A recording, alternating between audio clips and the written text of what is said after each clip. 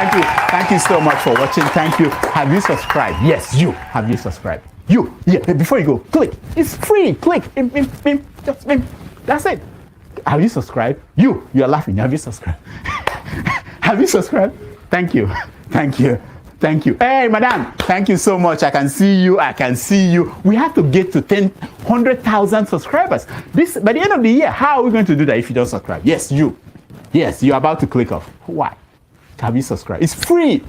If you don't, ask your son. Ask your daughter. How to? Just one click. Thank you. Thank you. I see you. Aha. Thank you very much. Thank you very much. I'll see you tomorrow. Hello, my people. LEMFI, the International Money Transfer Service, is here to provide you with a simple and efficient money transfer experience with no fees and the best rate in the industry. If you are in the US, UK, and Canada, LEMFI is here to serve you and help you transfer money to over 21 countries. In all ramifications, they are better than their competitors. We at the Dr. Damages Show are happy to partner with them to satisfy your needs. To that end, anyone who signs up with them using the referral code DOCTOR will get $30 cash back the first time you send $100 or more.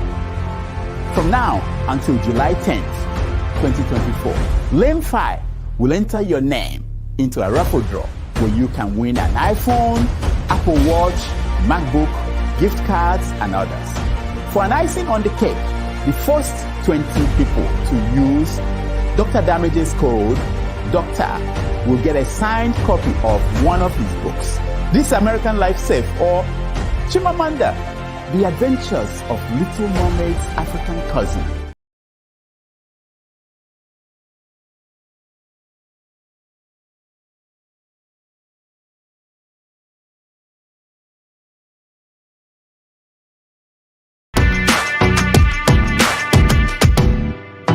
In Nigeria, land of milk and honey, Asian land where history isn't funny.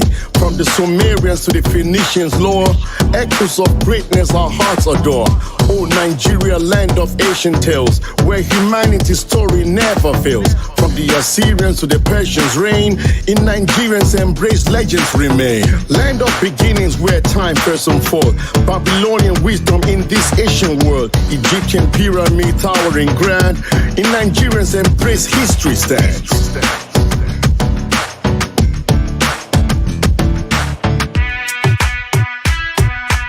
In Nigeria, come and see Nigerian power. In Nigeria, come and see Nigerian fire. In Nigeria, come and see Nigerian shower. In Nigeria, come and see Nigerian wonder.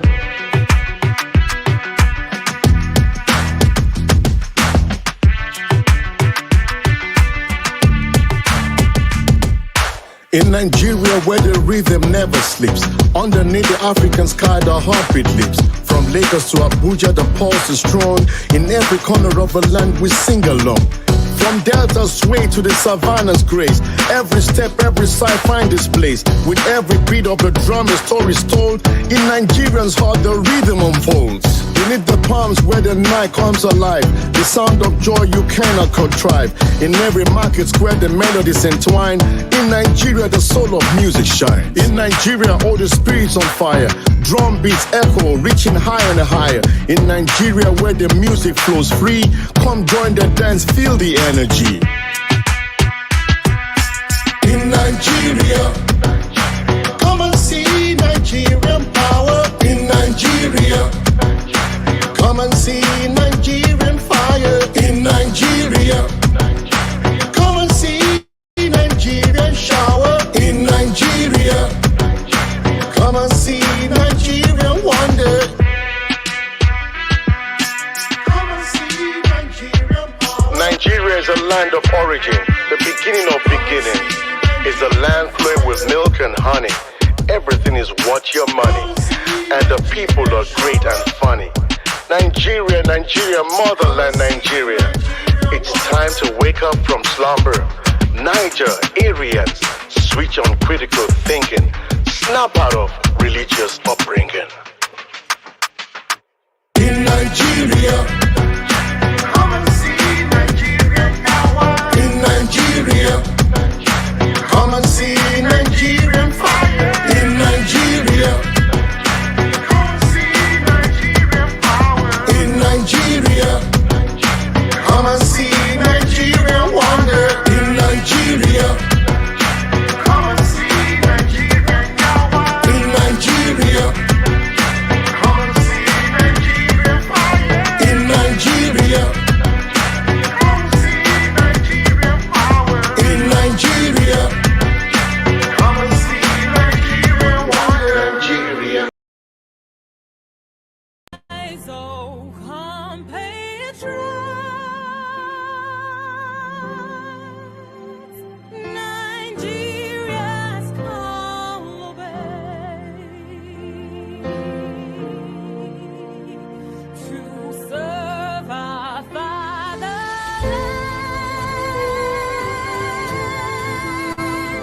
We love and strength and faith. Labor of our heroes past shall never be in vain. To serve with heart and might, one nation bound in freedom, peace and unity. Hey, that's so, oh yeah. Alright, so compatriots, Nigeria call obey to serve our fatherland with love and strength and faith. The labor of our heroes past shall never be in vain. To serve with heart and might, one nation bound in freedom. In freedom, in freedom, peace and unity. Arise, my people, arise, my people.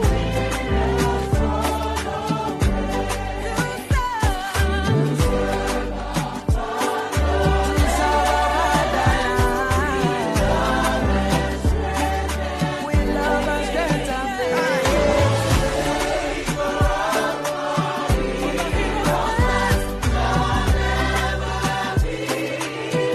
With all our hearts and minds we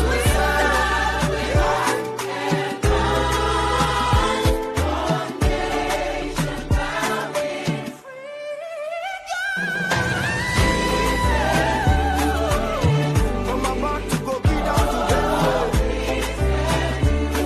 From Warri to Lagos. POV, T-Pain once said.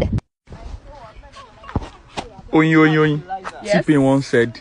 Ẹgbẹ́ kìíní ìwà èmi ló kàn. Mo ṣọpẹ́. T-Pain once said. Recruit 50 million youths into the army. What they will eat? Cassava, àgbàdo.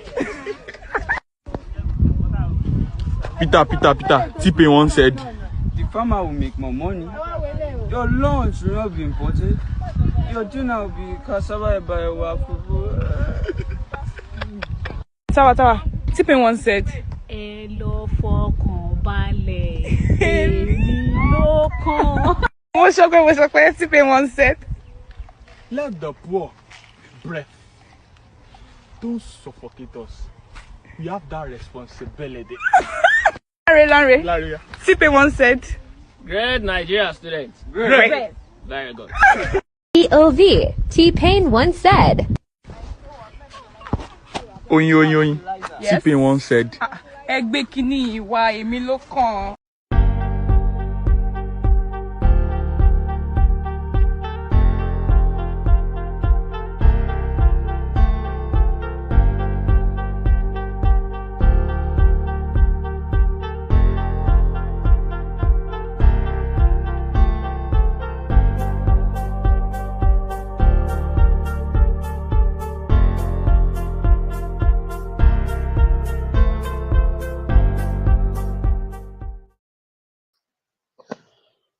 Good morning. Good afternoon. Stone, I can see you laughing in the background. That's last last video.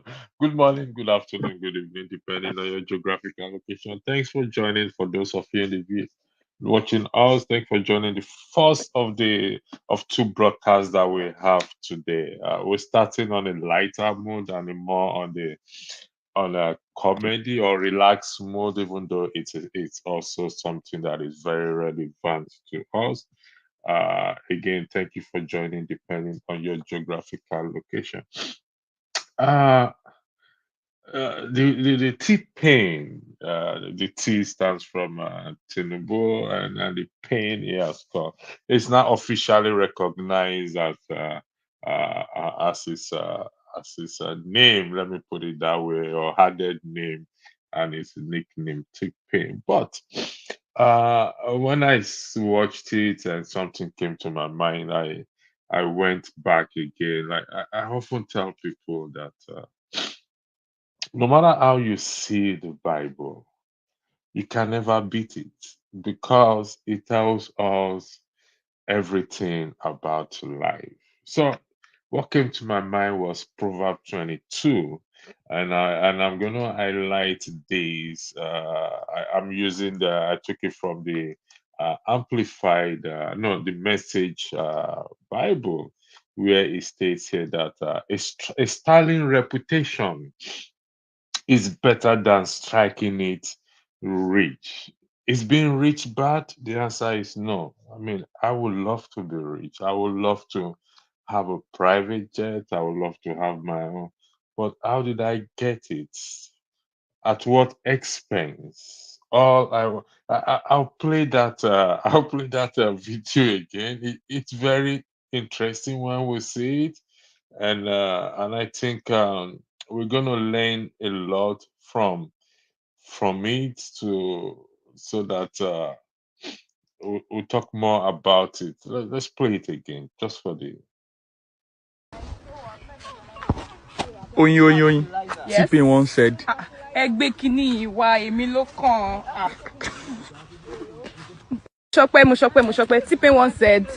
recruit 50 million youths into the army. What they will eat? Cassava, àgbàdo. Peter. T-Pain once said, The farmer will make more money. Your lunch will not be imported. Your dinner will be cassava by Tawa. T-Pain once said. Ẹ lọ fọkàn balẹ̀, èmi ló kàn. Mo sọ pé T-Pain once said. let the poor breath don't suffocate us. We have that responsibility. Lanre. T-Pain once said. Great Nigeria students. Great. Very good.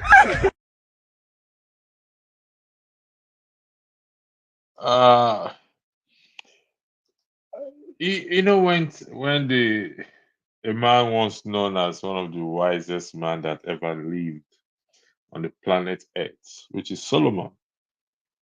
When he passed away, his son became the king because God said he will not completely take away the kingdom from David. I mean, from Solomon, because of his for the sake of his servant David. So his son became, I think his name is Jeroboam or Rehoboam. I can't remember. I get confused with that name. And the people came to him and they said, "Listen, the burden or the Jeroboam, Rehoboam, thank you. Your father, the levy your father had on us is too much for us to bear. So could you kindly reduce this burden on us?" He spoke to the elderly ones, and they said, "Listen to the voice of the people, reduce it." Then he went to consult with this his younger generation, and he said, "Listen, don't mind those people, ignore them. In fact, increase the levy." And what did they say to him after he increased the levy? They said, "To your tent, O you Israel, we have nothing to do with the house of David anymore." The pain, all I want to be is to be president by all means. I want to be the CEO. I want to be the star the center of attention. I want the world to revolve around me. At what expense? At whose expense? He has gotten himself a nickname that will never ever leave him as long as he is on planet Earth. T-Pain, given to the policies, the unfriendly or the not people friendly policies, and the advisors he surrounds himself with. And that is why we are where we are today. While we look at him, we should also turn the mirror on ourselves, because it's not just about him. It's not just because he's up there. About we that are below, what we even do to each other. If we look at the mirror, I can say to myself, oh, I'm also a pain. Let me use the word Andrew. No, let me use the word my first name, O Pain. Do I cause pain to my fellow human being? And how do I do that? While we all can make mistakes, it's also for us to find our way back from that mistake. Mr. Tony, I'll yield the floor to you in respect to this. This is going to be, we want to make it a relaxed mood, but at the same time, looking at what I highlighted up there earlier, that a standing reputation is better than striking it rich. The floor is yours, sir. Thank you. Good morning, good afternoon, wherever you are listening from. Pastor, thank you for that funny teaser.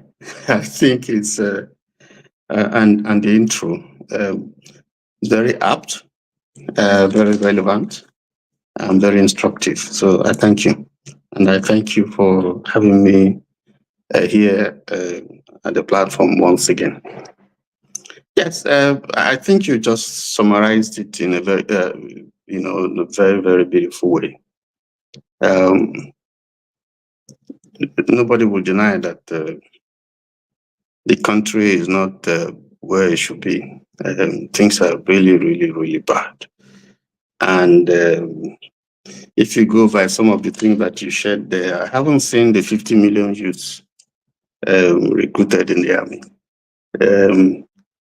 And from what we hear, cassava, gari, and ewa have gone beyond the reach of the common man. So things are just not working the way it should. The hope that I don't want to use the new title that you gave to Baba. No, that is given to Baba. I wasn't the one that gave to him. It was a collective decision and was officially announced. So that is. Did you no Atiku, the PDP presidential candidate, addressed him on his X page as T-Pain. That's Atiku. Okay. So if Atiku can address him as T-Pain, I mean, it can't be put on me that No, the man was smart because what he didn't put Atiku Abubakar, he just put AA. So AA it can be. was his page, his X page, his picture is there. So It can be his assistant or his, writing for him. So, but that's a funny one. Yeah, there's a sense in which you can say the man is right because if you if you are trying to analyze the achievements of Baba T, that's what I call him. One of his greatest achievements is changing the national anthem from what it used to be to the old one. That's one of his achievements. The other ones he bought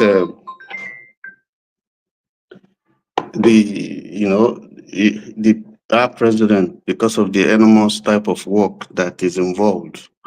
He needs to be comfortable, so he bought a yacht, and to help presidency so that it can expand the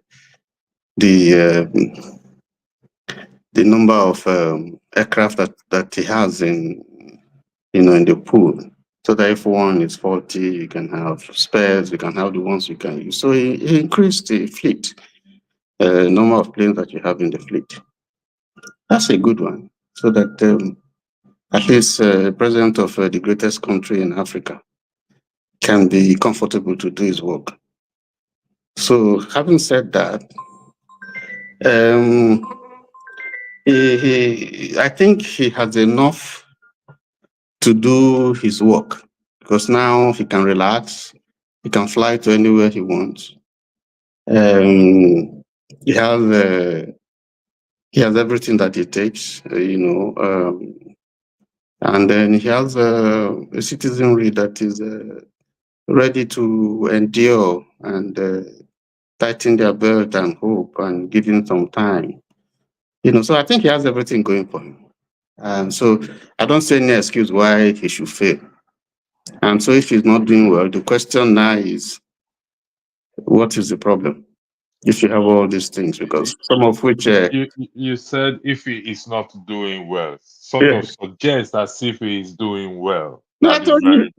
Yes, I say he's doing well. I mean, he's increased our fleet, the presidential fleet. He has bought a yacht for the president. He has since he has increased the revenue by taxing, taxing almost every aspect of life, increasing tax. He has succeeded in asking the people to endure and keep on supporting the government, and somehow the people are supporting.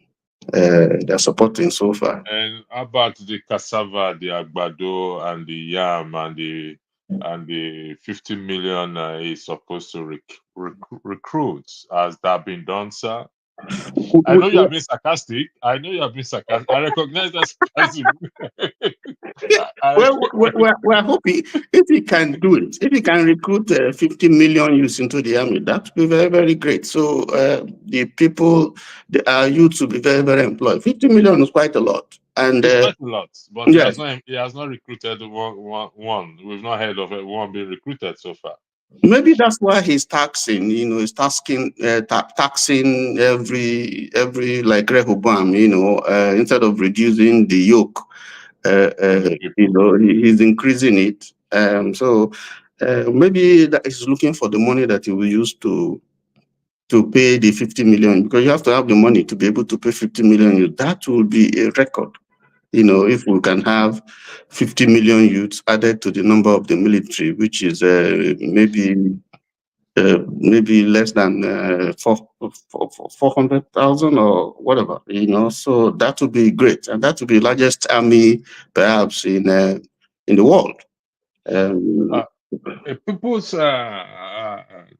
once leadership reflects on the people determine whether you are indeed a good leader or not. We'll come to that. But let's look at it in a general, given to the topic that value of good name and honor. Like I said, we also need to turn the mirror at ourselves as citizens. Yes. In terms of value of good name and honor in our own little space, where we belong in our community. So what is is it about the name or about the character or the leadership? Because my name can be kindness, and I can be as wicked as any other person. My name can be love. I can harbor hatred or bitterness in my heart. Is it about the name or about the reputation, as it is highlighted there, that a sterling reputation is better than striking it rich? Well, you started. I just followed you with the way because you started with a teaser. So I'm also adding my own teaser. That's why I made that all that. But like you said, I was just being sarcastic.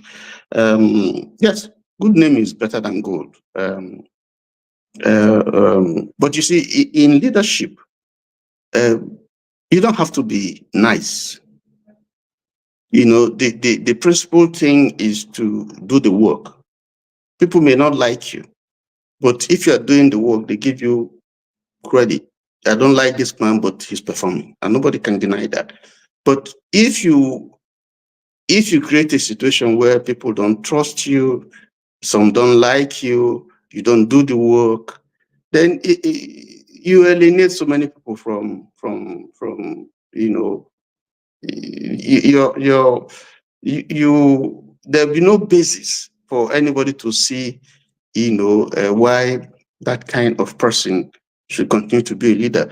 If you have set goals for yourselves, if you have set things and people trusted you and some voted for you for that reason, and they don't seem to see anything to justify the confidence that they put on you, then is a problem. And I think the problem we have in Nigeria today is that a lot of people or some people who had voted for the president today are feeling disappointed that the hope that that they see in him, and some people go back and refer to his performance because I hear that said often and often, and that, you know, when he was governor in Lagos and so on, and he did this, he did that, he did that, and they don't see, but they fail to realize that, you know, times have changed. The man that you knew 20 years ago is not the same man. The environment has changed, the complexities, and right now you're dealing with Nigeria because Lagos is a much smaller place. Now here you are dealing with, you know, with the entire nation, with its multifarious problems, with the multi-ethnic and religious character that it has. So the problems and the issues are more complex. You know, so in dealing with that, what the president did was to take those people he thought helped him when he was governor and brought them, you know, to the center to help him. But this is the age, at the time he was governor, it was quite a different age. This is the age of technology. This is the age of dealing with a knowledge-based economy, which was not actually what it was, you know, at the time that he was governor. And there are other complexities, you know, that it probably did in the entire environment is different. You know, so I think that probably was not taken into consideration. In this age, you need eggheads. You need people who have the intellectual capacity, who you know, we used to talk about you know, compliant, you know, age compliance. You know, many a few years back. You know, these are people who are old.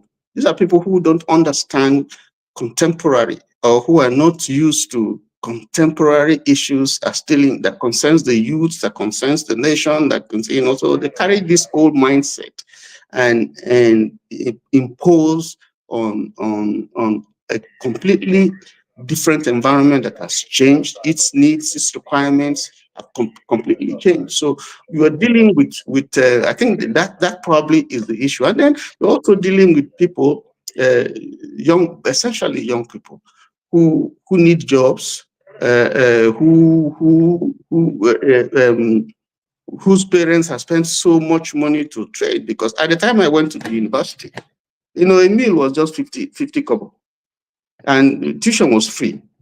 And I could, with just 90 naira for a year, I could pay for my clinic, for my sports, for my hostel accommodation, and so on and so forth. Today, we're dealing with an entirely different situation.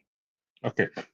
You said yeah, people have been saying that it made Lagos or it governed Lagos. The argument continues. But I don't want to disagree with you, but I want to put something to you in a different way, because you said because Lagos is smaller and Nigeria as a nation it's bigger than Lagos.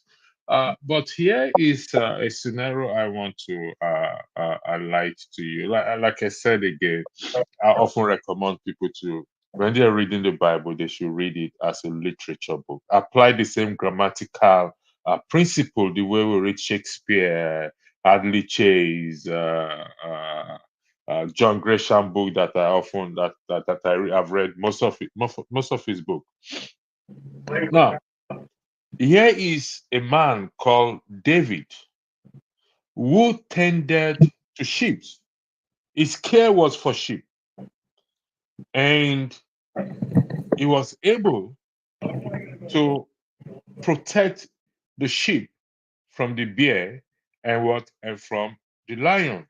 And as a result, he was chosen to become a king.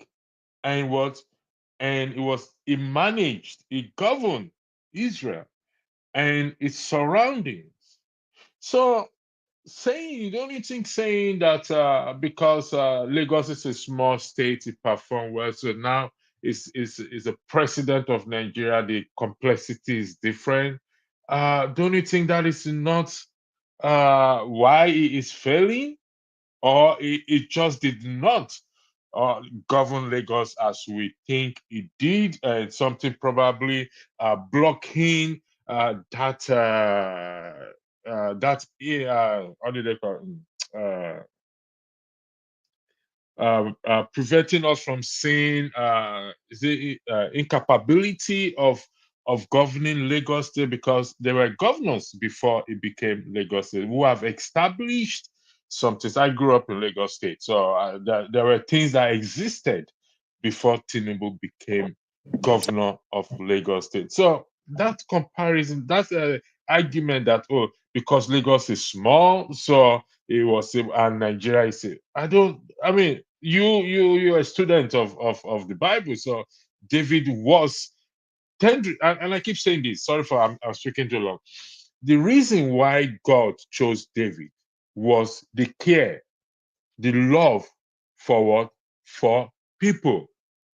That is why God chose David, because David could tender for those sheep and protect animals.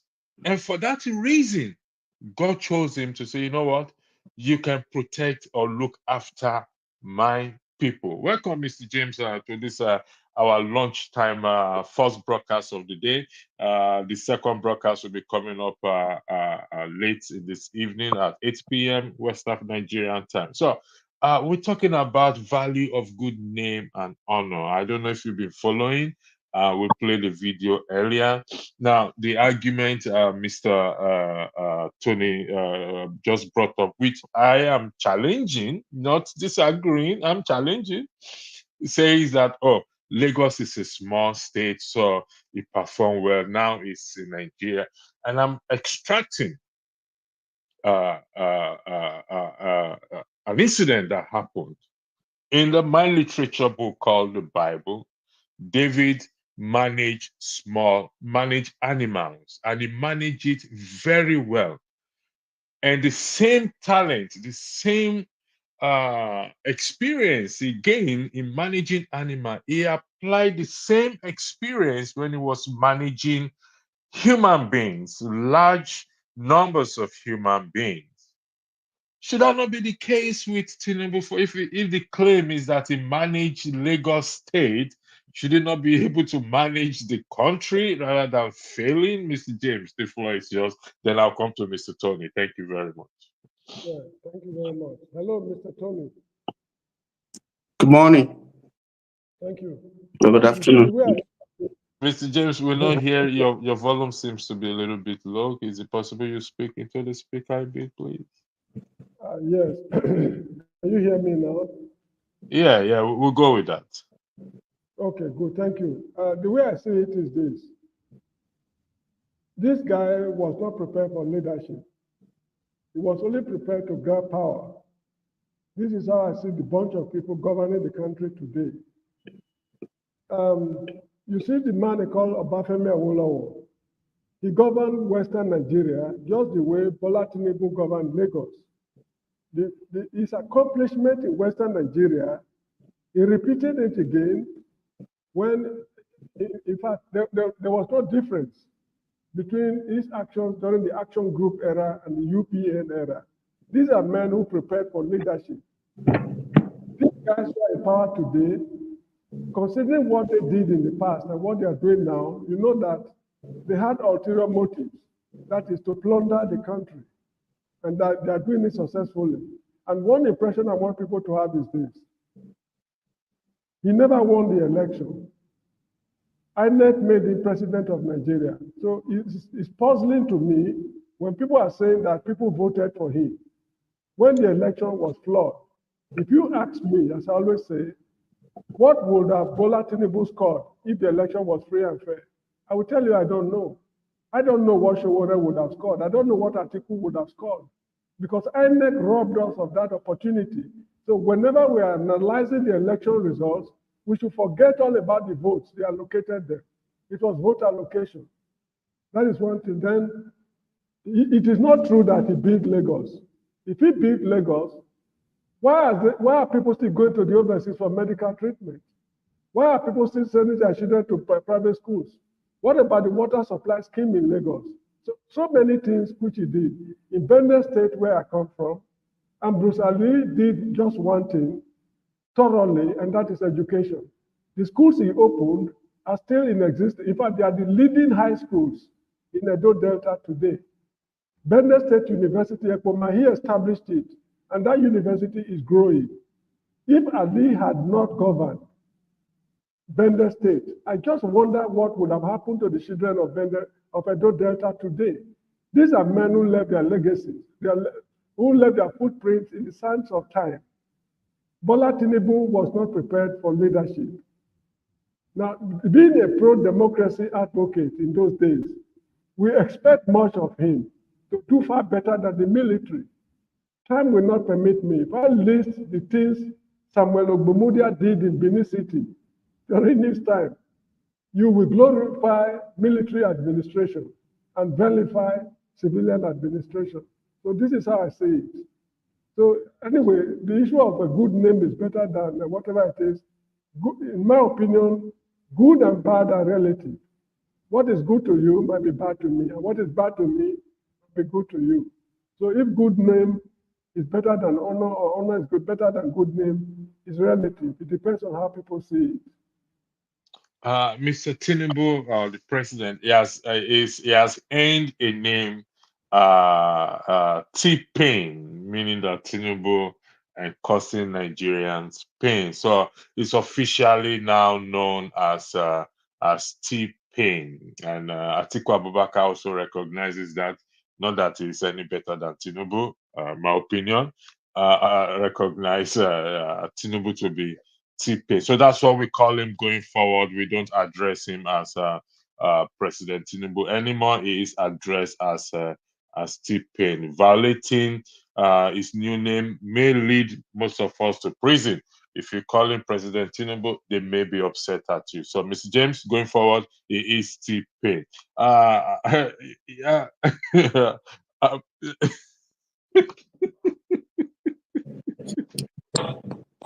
Mr. James, you will have more time this evening. We have a very good discussion. We're going to be having a good discussion this evening, 8 p.m. Nigerian time. You see, when we said value of good name, it's not necessarily because my name can be good names, and I may be the baddest person. I may be inflicting pain. So it's not necessarily the name itself, but my person, my personality, my character, particularly in position of leadership. Because I give an example in case the son of David, Rehoboam or Jeroboam, when the people came to him to reduce taxes, and he says, no, he listened to what? To the younger ones. And so even though his father was a good man, his grandfather was a good man, and people expect the same thing to continue. But unfortunately, that is not the case. So it's not about the name, my name itself, it's about me being good and doing everything within my power to ensure that I do right by my fellow human beings. So, Mr. Tony, being a student of the Bible, I just highlighted. I'm challenging your argument where you said Lagos State is a small state. It's a small place compared to Nigeria. And Mr. James, I'm agreeing with Mr. James that it wasn't prepared for leadership. Or in fact, it was all pretension. And this is my own opinion. All the while in Lagos State, I grew up in Lagos State, and a lot of things have existed. Jack Conde, I'm one of the beneficiary of free education in Lagos. And like what Mr. James said, where are the hospitals? If he actually built Lagos State, and this is also, I yield the floor to you. I can continue going on. And Mr. Tony, the floor is yours. Thank you. Okay, thank you. Welcome, Brother James, to the discussion. I think Electric, you probably didn't quite get my flow. I said that usually you hear people say Lagos is not Abuja, Lagos is not Nigeria, and so on and so forth. In a sense, Lagos is a microcosm of Nigeria in terms of also its complexities, its the nature of the people who live and work in Lagos. But what I meant by that Lagos is a smaller place is that in terms of the complexities of the job that is involved, you cannot compare the job of just being a governor to that of being a president of a country like Nigeria. So, so that's what I meant, Now I'm saying that. Sorry for interjecting you. I want to reverse something back now. I'm going to do a reverse. Reverse something back now. Will you hold the same position or this argument if P2B is the president and he was governor of, just like Tinubu, of Anambra State 2 times? Would you hold the same argument? Okay. If he's performing. Okay, I'll touch all that, but let me just lay the background and clear and make some clarifications in terms of my earlier statements. If we go to, you made references to David, to Rehoboam, Solomon, and then a few days ago we talked about Nehemiah, and we looked at leadership. And permit me to just say one or two things about discussion in connection to Nehemiah. And we saw that there was a preparation. There was a challenge and there was a preparation. So he knew what the problem was. He was ready to tackle the problem. He dealt with both the spiritual and the physical dimension of the problem, asking God for guidance and leadership. So he was a man that was prepared, to go and help to address the problem that his people were facing. And he succeeded. And he had a vision, and he did that in good time and followed it up. Now, if we come to David, you see that David, like you said, was a shepherd boy, first of all. And by some divine providence, God chose him, as a king to replace Saul, who faltered. See, before you can become a shepherd, you have to become a sheep. You will understand the needs of the sheep.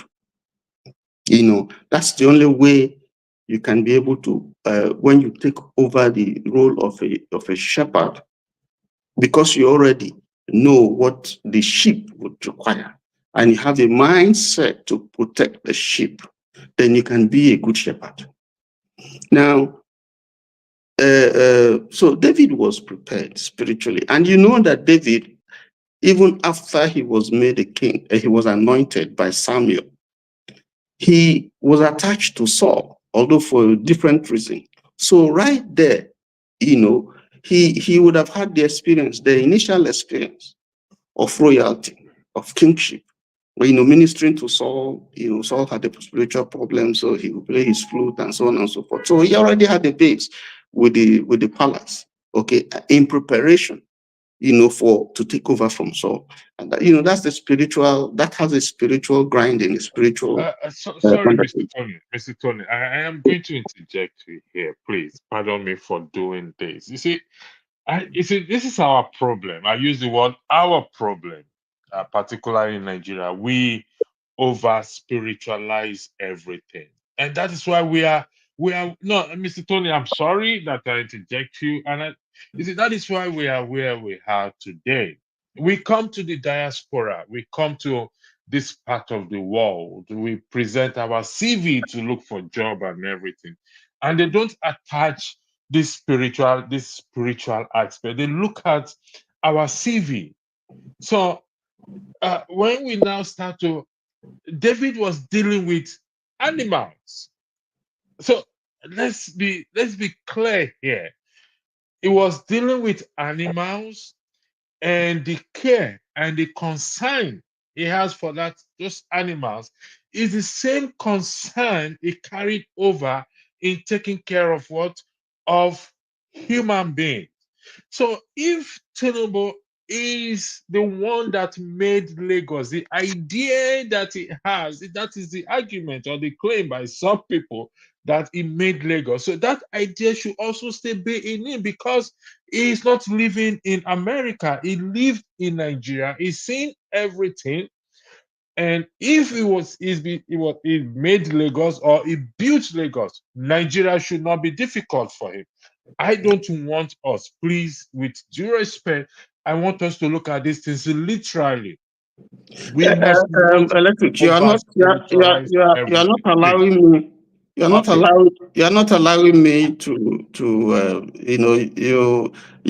I'm trying to create a background to answer the question that you put to me, but you are distracting me. You're throwing in so many things. So you can't understand. I think you give me some time so that I can weave what I'm trying to say in a way that make it. Remember, we have Mr. James here as well too. So just go ahead, sir. So because you mentioned these biblical characters, so I'm using them, to create the background, for the issue that we're talking about. So I'm saying that yes, the credential that David presented when he went to war against, when he found himself, trying to stand for his nation against the Philistines, was when he was telling Saul, these are the things I have flaunted before him. When a beast came, I fought it, I killed it with my bare hands and so on. Those are the credentials that he presents. But I'm saying, because we are taking things from the spiritual. That's what you just mentioned, the scripture you quoted and the characters that you mentioned, biblical characters. And so I'm following your logic, and I'm saying that, listen, there is a preparation. To become a leader, if you want to be a good leader, you must be prepared. That's one. Two, you must have a vision of what you want to. You must have an idea of the problem that you want to deal with, how enormous it is, and what the resources that you need, the materials that you need, the team that you need, to be able to grapple with the problem.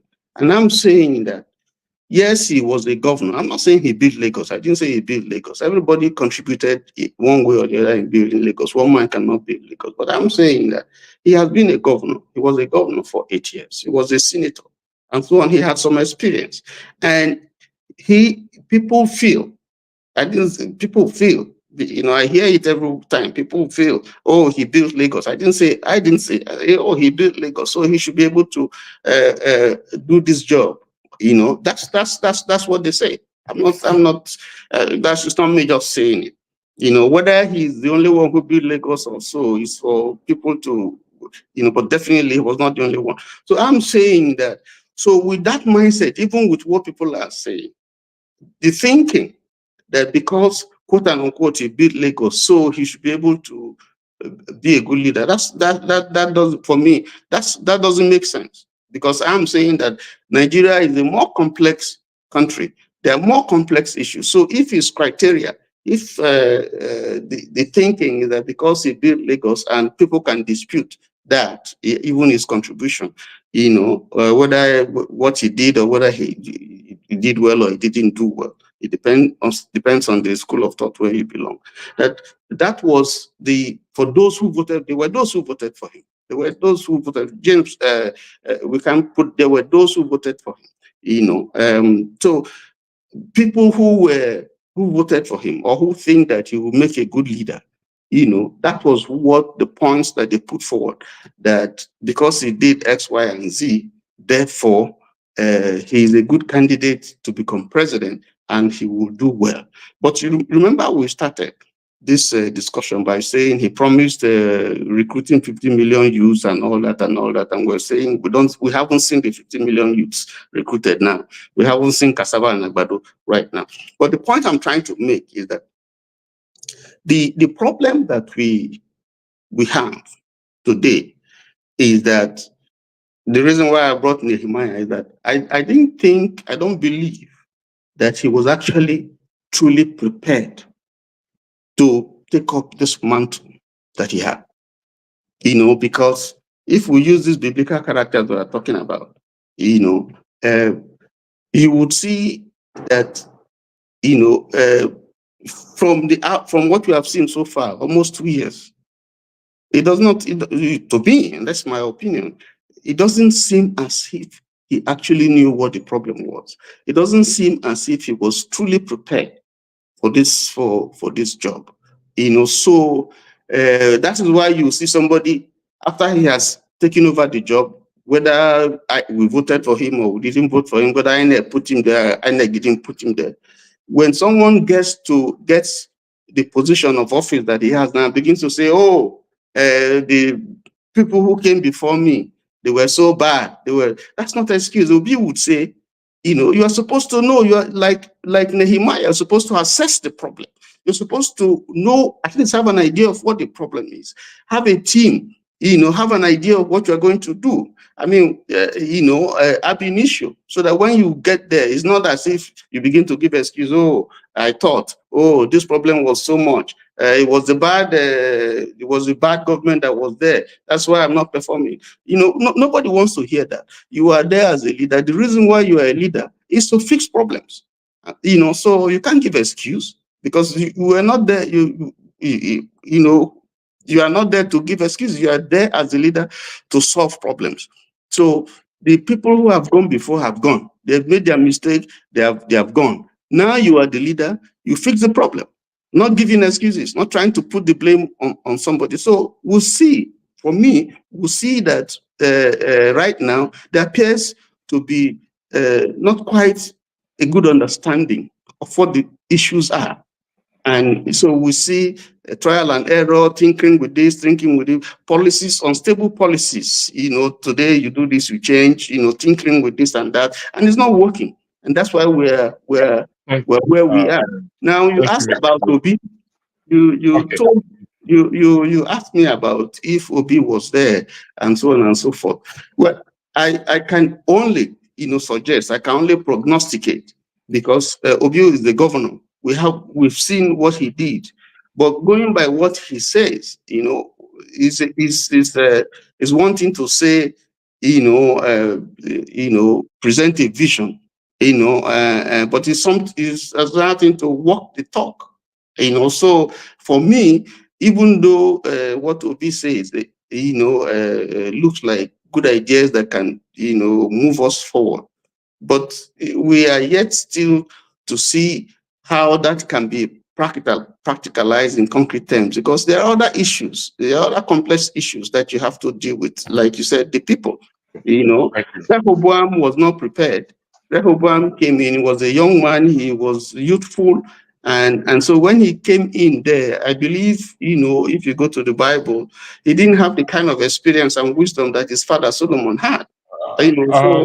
Okay, Mr. Tony, we will leave this aspect for our usual Wednesday. But Mr. James, because you're taking me to a place where saying Rehoboam does not have the experiences and that is young.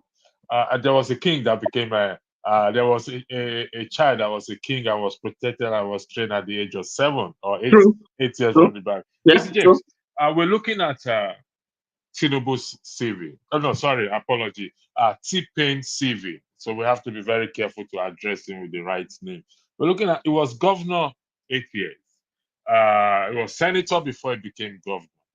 Now, is that not enough work experience to be able, for somebody to have, to be able to turn Nigeria around? Let's say that is the case.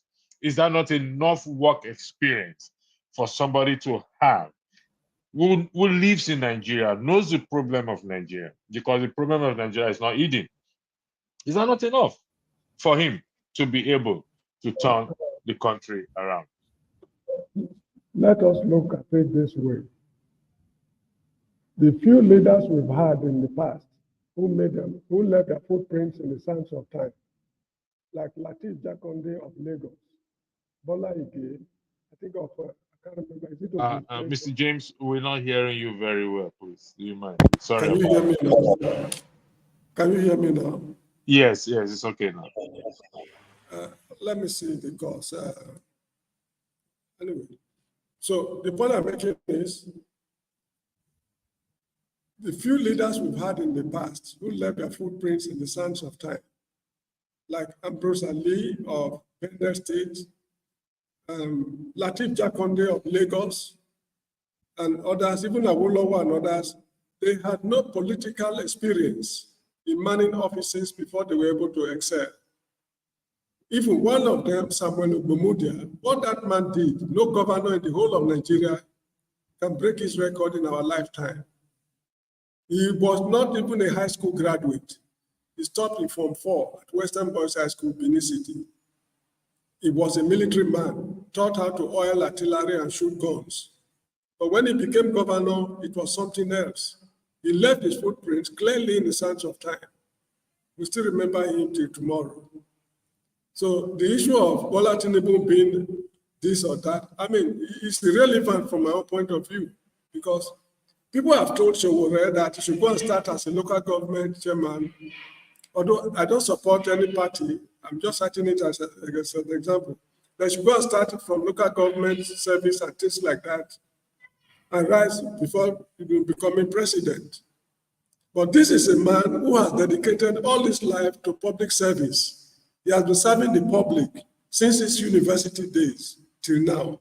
So what experience do you want him to acquire to enable him to become president? So it's not a question of experience. Now, you remember during the validatory speech or so, anyway, at the Senate, there was a senator, they call it Buka Chua, or something like that. Buka Chua. That the wife was a judge, if I'm correct. Is it the one that? Very good, very good. That is a man who has spent all his life in public service. But the revelation he made means that in the so-called public service, they are just there to perfect the act of corruption, polluting the system. So if Bola Tinubu was governor of Lagos, people have said a lot of horrendous things about him. How they manage the funds in Lagos, people are not talking well about that. And as I've said earlier on, what are the legacies he left behind? Is it in the education sector, electricity, water supply? You mentioned something that he did, which nobody in Lagos history has ever done. So the idea of saying Bola Tinubu built Lagos is erroneous. He never built the seaport, he never built the airport, the universities. What exactly has he done? And what are the legacies? Why are children still going to schools in the overseas? Why are they going to private schools? Why is it that people selling bottled water are their businesses are booming while public water supply system is defective? So these are issues I'm looking at. So it's not a question of experience. Forget experience. As far as governing African countries are concerned, for one reason, what we're asking for are just basic necessities, which Western countries no longer take into consideration in their electionary campaigns. A US presidential candidate, like Kamala Harris or whatever they call her, she cannot go to Chicago and tell them, I will give you water, I will give you electricity. She will fail catastrophically, because what we are asking for does not require any iota of experience to provide the people. So when they are dealing with foreign policies and complex issues, nuclear programs, space research, experience matters. but not with supply water, how to tar roads, how to build primary schools and things like that. You don't need any fucking experience. So this is how I see it. And we should get something clear. We are being very critical of Mr. Tinubu because he's not performing.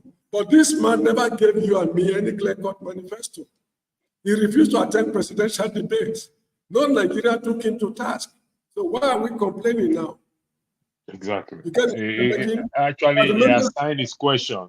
They assigned his question for other people to answer. Very good. Like Bruce Lee, I always mention on this program, when he was vying for governorship, he made it clear that my cardinal program is education. And they asked him questions, he answered a lot of questions comprehensively. And when he started the program, he was not running from pillar to post. He was focused. Unlike the people who are there now. Now, you look at the horrendous state of the Nigerian economy. What is happening to the resources of the state? Now, this is a man who claimed to be finding things difficult. Whereas the main revenue, revenue for the state, crude oil sales, there's colossal crude oil theft going on right now. What has he done as a head of state to check this problem? If they really mean well for the nation, because that's the bread basket of Nigeria, the Niger Delta, the crude oil resources there. It's been stolen by Nigerians. So what has he, as head of state and commander-in-chief of the armed forces, done to correct that anomaly? Look at security problem in the Northeast. In fact, throughout northern Nigeria. What has he done to make, to show that he is different from Buhari's administration? So I just believe that we are no serious people as Nigerians. All Nigerians, including myself, we are no serious people because Aristotle said, if people get the government they deserve, this is the government we deserve. This is why we are tolerating him. If not, we should know what to do. We are not tired of saying we are tired.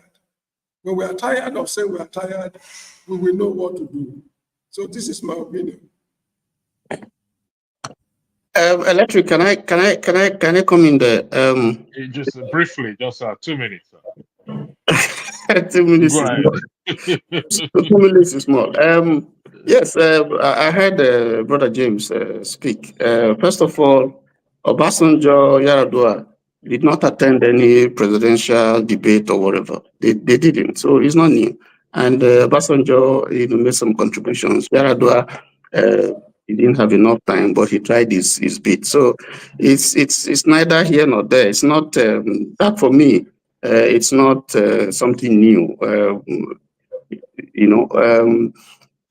Obemudia, Obemudia, I used to be my state. My state used to be part of that state, and you cannot use the military government to compare to a civilian government, because under a military government, you don't have all the institutions as you have in democracy. It's a military rule. It rules by decree, so they do what they want. So that analysis would not is not a good comparison, to make. I can contest the fact. Your statement that Obasanjo, that Bumudia was the best governor ever. Nobody. That's contestable. It's a sweeping generalization. I think we can contest it. We can contest it. But to go back to the issue that we're talking about, the point that I'm making is nobody is saying that the current president is doing well. That the current government at the federal level is doing well. Nobody is saying that. That would be a complete misnomer for anyone to say that. That's not correct. What I'm trying to say is that in coming for taking the office of president, the US that you mentioned, Mr. James, Barack Obama was a senator. If you look at most of the presidents that you have had, they have had experience either in business or in public service. So experience is critical. You can't just come. You can't just be a novice and just go and yes, it's possible, but experience is critical. Experience in managing people, experience in managing the administration, managing a company. There has to be experience. If you are looking for a job, they ask for your CV, and the whole essence is they're not just looking at your qualification. They're also looking at if you have the competencies, to do the job. So in some cases, they pay more attention to the experience that you have had. So if we say that experience is not critical in administration, in rulership, in leadership, then I don't think that is right. Now, sorry, Mr. Kelly, I don't think Mr. James alluded to such. I stand to be corrected. He didn't say that experience is not necessary. He said it quite clear. He said experience is not necessary. Okay, Mr. James, So I'll leave you to respond to that. Mr. Tony, I'll come to you. I'll give you more time. What I said is this: the governing an African country of today, experience is immaterial. Let me tell you why. Latif Jakonde, was he a governor? Was he a senator? This is a man who still speak well up to today. And Bruce Ali was a university lecturer, I think professor of pathology or something like that at the University of Benin. Morbid anatomy. Okay, he had no political experience. But as a professor, I mean, what of his academic experience? Excuse me. Are you dismissing that? Let me tell you something. While you were talking, I kept quiet. I was mute. If you talk about academic experience, the academic experience we are talking of people in Nigeria today is wishy-washy. When I walk here in the Gambia, if you hear and see and notice what Nigerian professors are doing, you will vomit. You get the point? What's making is this. Ogbemudia was a military man. How do I put it? We are demonizing military administration today in Nigeria. But what the military did, if I start listing it, it's very surprising. It's amazing compared to what civilian administration have done for 25 years. Ogbemudia and Yakubu Gowon and others were in office for just 8 years. But what they did, we don't have the time. I would have started enumerating most of these things. Most of the leading public universities we have today, they were set up by the military during the military dispensation. The present road network linking the east with the west, linking the various states, major road networks were laid down during Yakubu Gowon's time. Third mainland bridge. In fact, I just cannot mention most of these things right now. Experience to supply water. What experience do you need to supply water? What experience do you need to build houses for primary school and secondary school? The experience does not matter in governing a modern African state.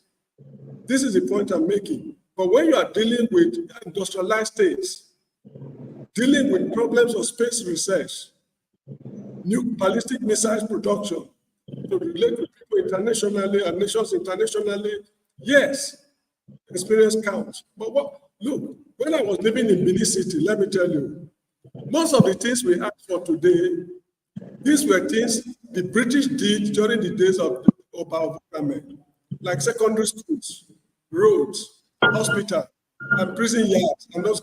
During the days of Bola Ahmed in 1897, that was when the British concluded all those things. Go and listen to British the prime ministership debate today, or US presidential debate. None of them talk about water supply, electricity supply, gas supply, road networks. They don't talk about it. They talk about terribly serious things. So we are too elementary to compare ourselves with the United States, Canada, and other highly industrialized countries. This is the point I'm making. Thank you. What we need is sincerity. We need sincere men and women to run their. Look, Ambrose Lee had the opportunity to empty the treasury. His children were schooling in Nigeria. They never took them abroad. Whenever he falls sick, he receives his treatment in Nigeria. This is the point I'm making. We need sincere men and women, not dirty experience like that of Bukachua and others who, I mean, we are not serious people. I've said it. Aristotle said, the people get the government they deserve. This is what Thank you very much. Thank you, Mr. James. There's one thing the three of us here cannot disagree with. All the people are asking is a basic amenity, in particular, electricity. And that's why you see my stage name is electricity. That is if we get electricity going in Nigeria, trust me, Mr. Tony, you and I will return back to Nigeria tomorrow. If we get electricity going in Nigeria, I can guarantee you I'm packing my bag and baggages. I'm heading back home without seeking the face of the Lord or seeking the face of God if I'm to return back home. Also, there's one thing I want to point out again, that yes, it's not obligatory for anyone to attend a presidential debate if they don't want to. However, if you attend a presidential debate or a debate, it is expected of you to speak, to talk, to answer questions, not delegate questions to other people to answer for you. So him going for the Chatham House, I don't know the name they call it, why they even went to Chatham House, I still don't understand. This can be done in Nigeria, waste of money. You should be able to answer questions that you've been asked, not delegated to what? To somebody. When you become president, you can start to delegate. Because these are the things that people will look at. Now, I know we don't have time. This is our first broadcast. Mr. Tony, I sent you a message on the private chat. I don't know if you saw it.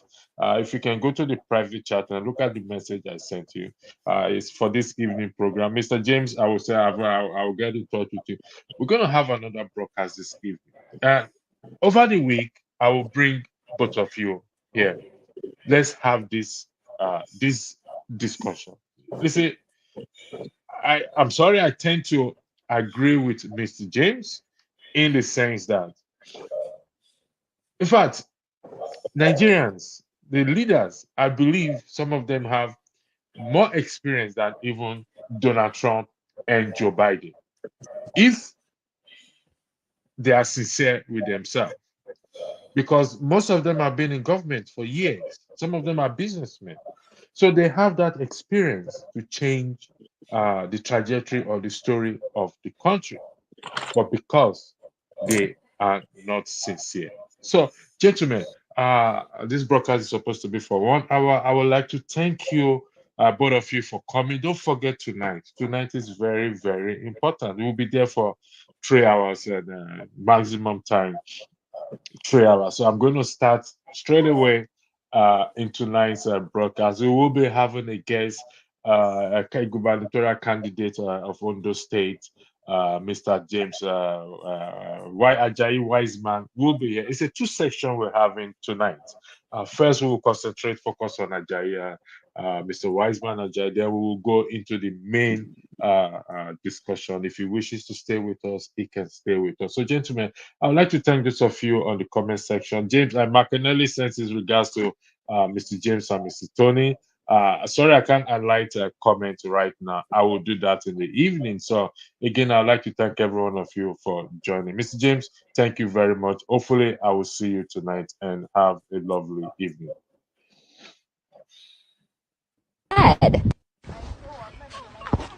Oyin. Yes. TP1 said. Ẹgbẹ́ kìíní ìwà èmi ló kàn. Mo ṣọpẹ́. TP1 said. Recruit 50 million youths into the army. What they will eat? Cassava, àgbàdo. Peter. TP1 said. The farmer will make more money. Your lunch will not be imported. Your dinner will be cassava by our people. Tawa. TP1 said. Ẹ lọ fọkàn balẹ̀, èmi ló kàn. Mo ṣọpẹ́. TP1 said. Let the poor breath. Don't suffocate us. We have that responsibility. Larry. Larry. TPay1 said. Great Nigerian students. Great. Very good.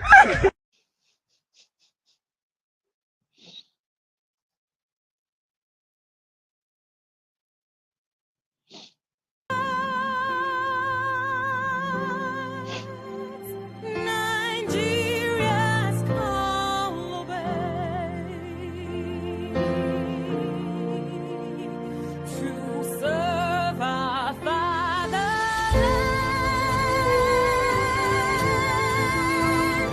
We love and strength and faith. The labor of our heroes past shall never be in vain.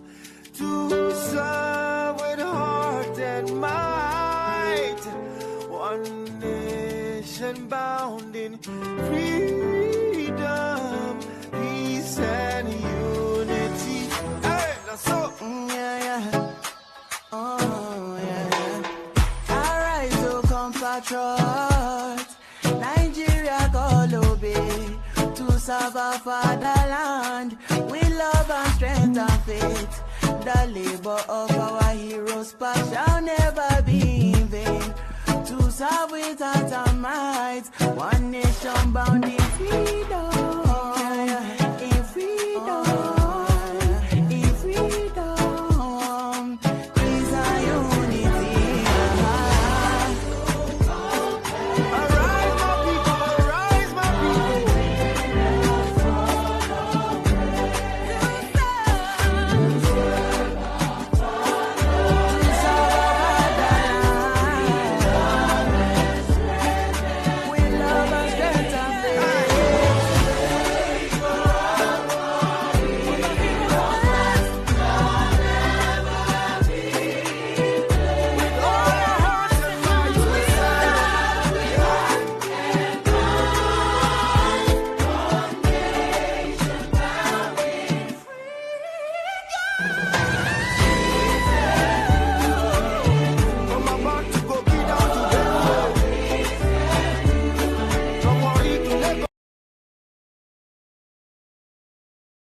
Thank you so much for watching. Thank you. Have you subscribed? Yes, you. Have you subscribed? You. Yeah, before you go, click. It's free. Click. Just that's it. Have you subscribed? You're laughing. Have you subscribed? Have you subscribed? Thank you. Thank you. Thank you. Hey, madam. Thank you so much. I can see you. I can see you. We have to get to 100,000 subscribers. This by the end of the year. How are we going to do that if you don't subscribe? Yes, you. Yes, you're about to click off. Why? Have you subscribed? It's free. If you don't, ask your son, ask your daughter how to. Just one click. Thank you. Thank you. I see you. Aha. Thank you very much. Thank you very much. I'll see you tomorrow.